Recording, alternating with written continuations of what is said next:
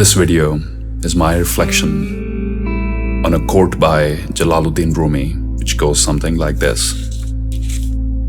One of the marvels of the world is the sight of a soul sitting in the prison with the key in its hand. One of the marvels of the world is the sight of a soul sitting in prison with the key in its hand. There's an old story from Greek mythology wherein they say when the gods created humans, they were having a discussion among themselves. Where should we put the secret of man's success, happiness, and fulfillment? So one of the gods proposed that we should keep it on the highest mountain. Man would never be able to get there and therefore never find the secret of his success. And the other one said, no, this man, this creature, this animal we've created is very resourceful, he'll get there. Let's put it at the depths of the deepest ocean so he can never find it. And this conversation went on, and the third one said, let's put it on the moon, and so on and so forth. Until one god finally said, why don't we keep it somewhere where he's least likely to look for it? Why don't we keep a human being's secret of success, fulfillment, and happiness and joy in a place where he's least likely to look for it? Why don't we embed it deep in his layers of consciousness inside him? The problem, though, is that most of us are looking for the secret of our success, achievement, joy, fulfillment in the wrong place, outside us. I'm reminded of another story here, an old Jack Canfield story, where a man is frantically searching for his lost car keys outside his home, underneath the streetlight. And his neighbor observes this and offers to help, and he joins in. About 5 minutes later, still no sign of the key. The neighbor couldn't help but ask the man, are you sure you dropped your car keys somewhere around here? To which the man replies, no, I actually dropped them in my backyard, but the light is much better here, therefore I'm looking for them here. And I think a lot of people are doing the same mistake, making the same mistake.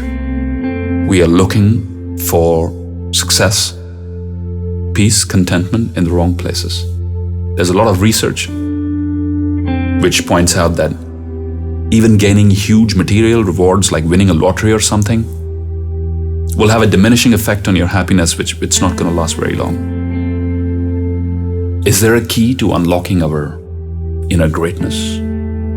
Is there a way of penetrating these layers of consciousness and unlocking the secret of our fulfillment and joy and happiness? Well, I think there is. I think through greater self-awareness, you cultivate a state of mind which leads you to self-awakening, which is putting you in a position to get in touch with your inner power. But most of us, we are too afraid, too scared. I'm reminded of Marianne Williamson, who said, our deepest fear is not that we are inadequate. Our deepest fear is that we are powerful beyond measure.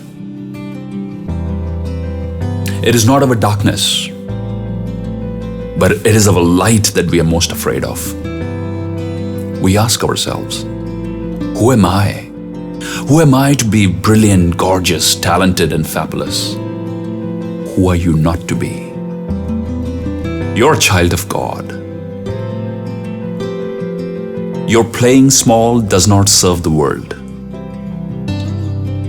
That's a beautiful quote by Marianne Williamson in her reflections on A Course in Miracles. I leave you with 2 daily practices that I use to cultivate a mindset where you're in a better position to unlock your inner core of success and fulfillment and joy. Number 1, spend more time with yourself. Shut down that mobile phone, switch off the Wi-Fi router, spend time with yourself. You could meditate, you could gaze at the stars, you could be doing gardening, but spending time with yourself is when the mind is quiet, that's when your inner voice begins to talk to you. And meditation to me does not involve any chanting of mantras or any particular religious practice. To me, meditation is just simply focusing on my breathing and calming the mind and just being there present in that moment. And the second thing that I try to practice on a daily basis, and I suggest you do too, in order to cultivate greater self-awareness, is to practice visualization. Put some nice music on. I call it an ideal life visualization. And in that, what I'm trying to do, I'm trying to visualize my ideal self. What am I doing for a living? How do I look like? Every aspect of my life. If it were to be according to my dreams, what I really could achieve, what would it look like? What would it feel like? I spend time in this visualization every day for a few minutes. And what it helps doing, it gives me a clear mental picture. And once the mind can conceive it, the body can achieve it. Thank you for watching.